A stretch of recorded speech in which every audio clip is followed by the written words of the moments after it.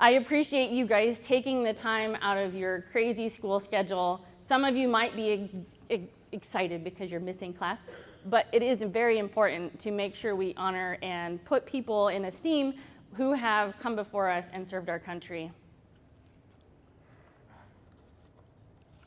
In July 1998, man, I'm old, I joined the military. I went to basic training. When I went to basic training, when you're in basic training, they have a physical fitness test. You guys all know this. I was not military material, just so that you all know. I'm still not military material.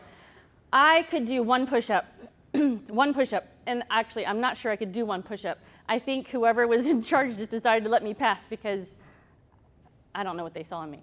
But then we had to do a 2-mile run on a track. I never liked running, and apparently, even though I promised my recruiter I would practice and run and do all the things I was supposed to prepare for the military, I did not. So I was remembering a moment when I was running. This is probably how I ran. And I hear this voice, "Private, get off the track. 25 minutes has expired." 25 minutes, and I did not finish 2 miles of running. And I am what a soldier looks like. Yeah, this is your army. I'm only teasing. I was not able to run very well, and I was not military material. By the end of basic training, I was able to complete a 2-mile run with a 9-minute mile pace. I never finished 2 miles at the beginning of basic training. And by the end of basic training, I was able to do 20 push-ups. And no, they were not on my knees. You got your toes, and it hurts, and it's hard when we're not built for upper body strength. It's hard. And I know a lot of you in here are thinking, well, I'm in sports, I'm athletic, so 20 push-ups is nothing. For me, it was a lot. I barely weighed enough when I joined the Army to join the Army, and those drill sergeants, those people in basic training, they saw something in me I did not see for myself. So I want you guys to think a little bit today, what is that one thing, and you don't have to answer out loud unless you feel so possessed to. What's that one thing that maybe you struggle with? Something that you don't feel like you're qualified to do, something you're not strong enough to do. Is there something you can think of? Maybe you play an instrument, maybe you play a sport. Maybe you can practice a little bit more. Maybe you could study for that quiz or test in that class that you may not like so much. Or something I learned, this is new to me, guys. You could strengthen your thumbs to play esports. My kids must be very good at esports. They spend a lot of time practicing. So fast forward to February 2003. I'm standing in the desert in the Middle East.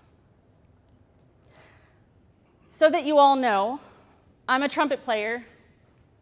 I joined the Army to play the trumpet. That's what my mom thought too. But here I was in the Middle East, deployed to a war zone. Historically, the trumpet has a very significant part of military history. The trumpet player would be the one on the battlefield to play all the bugle calls, and there are lots of them. I think I learned 30 bugle calls, from reveille to taps, and then like a gazillion more.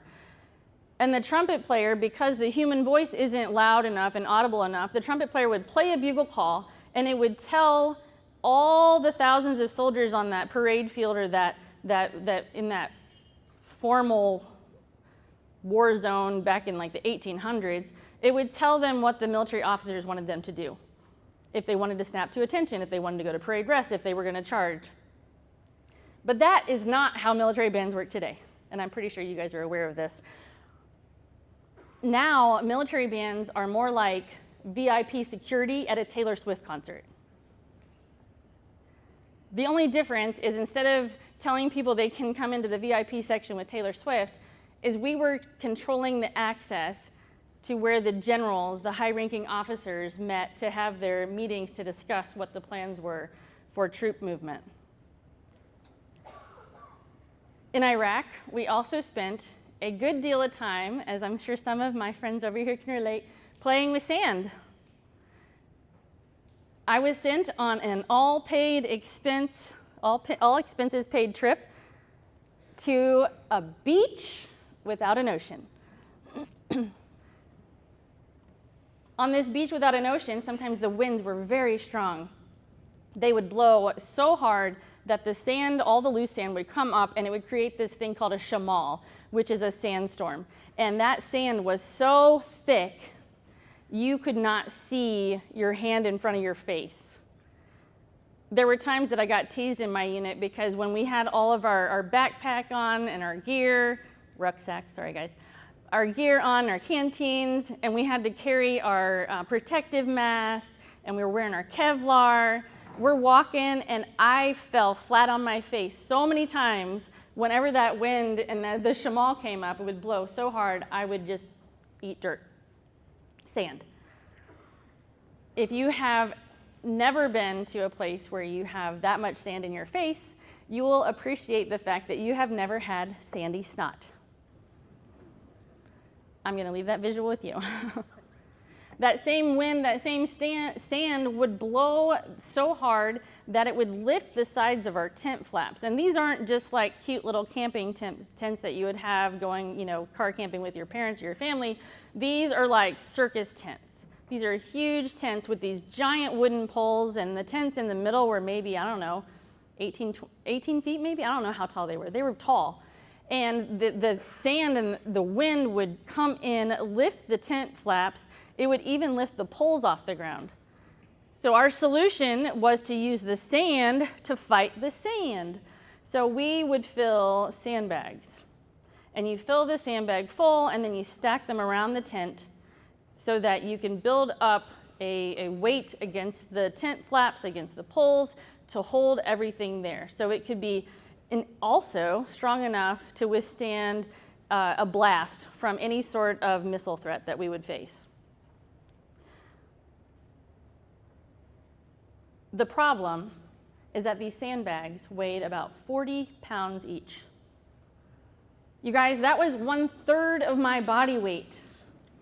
And here we were, we had to fill them and carry them and move them. I'm not strong enough to lift 40 pounds.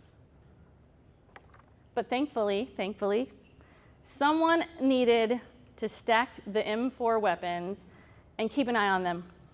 So I was happy to answer the call to observe the inanimate objects for as long as needed while all the other soldiers filled up the sandbags and moved them down the line. That's when Sergeant Langston came over to me.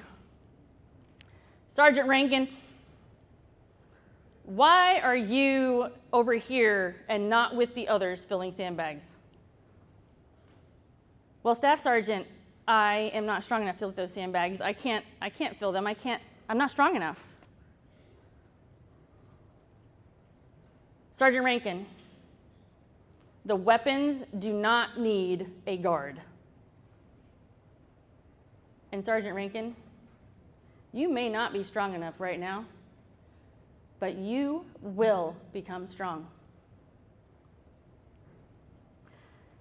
Staff Sergeant Langston was the only person to challenge me. So I begrudgingly set my weapon down and started filling sandbags. So a side note, you guys do this thing called Ruby Goldberg. Okay, have these like projects and stuff that you do. Like, it's either torture or it's a lot of fun. I think it sounds like a lot of fun.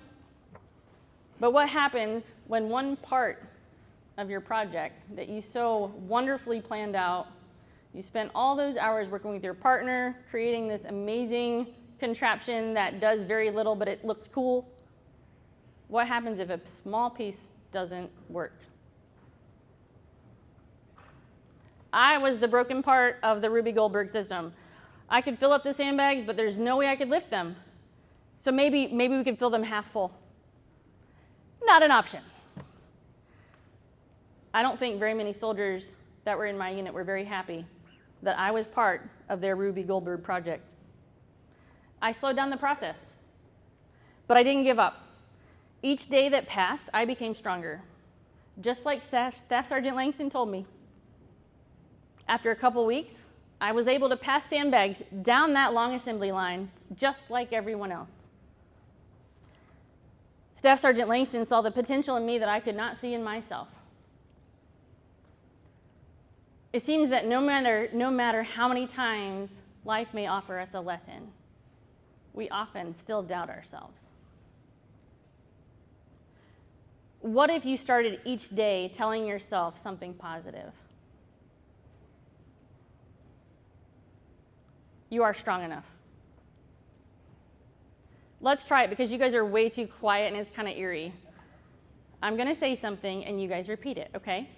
Very simple. I am strong enough. That did not sound very strong. All right, wait. You guys pause. All right, I'm going to try this with you guys over here. Y'all know how to do this, right? Repeat after me. I am strong enough. I am strong enough. Oh, did you hear that? That's a group of veterans. All right, guys, let's do it one more time. Actually, this time, let's do it all together. Everybody in the room. I am strong enough. I am strong enough. That's right. I know I'm strong enough. I know each one of you guys are strong enough. I have made mistakes. I know everyone in this room has made so many mistakes.